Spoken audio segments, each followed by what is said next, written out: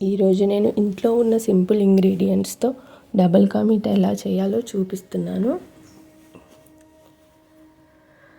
Hello అండి, welcome to the channel cook with Monika. ఇప్పుడు దీన్ని మనం స్టార్ట్ చేసుకుందాము.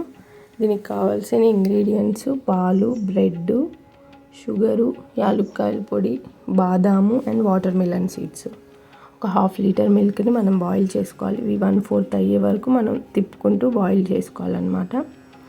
ఈలోపు బ్రెడ్ స్లైసెస్ని కట్ చేసుకోవాలి. సైడ్స్ కట్ చేసుకొని దీన్ని 4 పీసెస్లా మనం కట్ చేసుకోవాలి. కట్ చేసుకొని పక్కన పెట్టుకుందాము. ఈలోపు మనం ఒక బాండీ తీసుకొని అందులో 1 స్పూన్ నెయ్యి వేసి మనం బాదాము, వాటర్ మిలన్ సీడ్స్ని ఫ్రై చేసుకుందాము.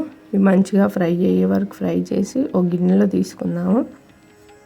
దాని తర్వాత అదే బాండీలో ఒక 4 స్పూన్స్ నెయ్యి యాడ్ చేసుకొని మనం కట్ చేసుకున్న బ్రెడ్ ముక్కల్ని వేసి మంచిగా ఫ్రై చేసుకోవాలి.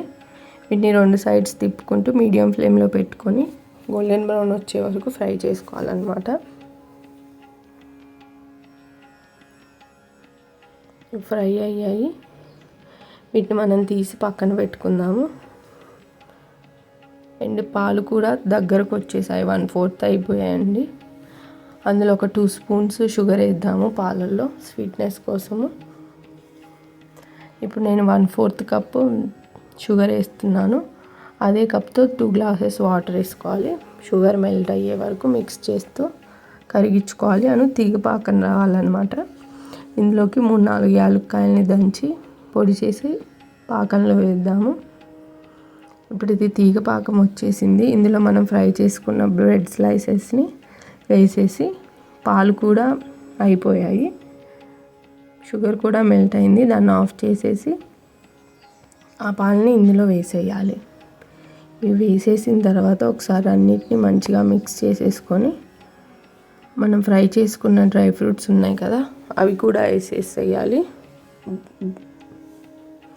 వేసేసి స్టవ్ ఆఫ్ చేసేయాలన్నమాట. రెడీ అయిపోయిందండి. ఇది చల్లగా తింటే బాగుంటుంది. ఈజీగా అండ్ సింపుల్గా అయిపోతుంది రెసిపీ కూడా. Thanks for watching.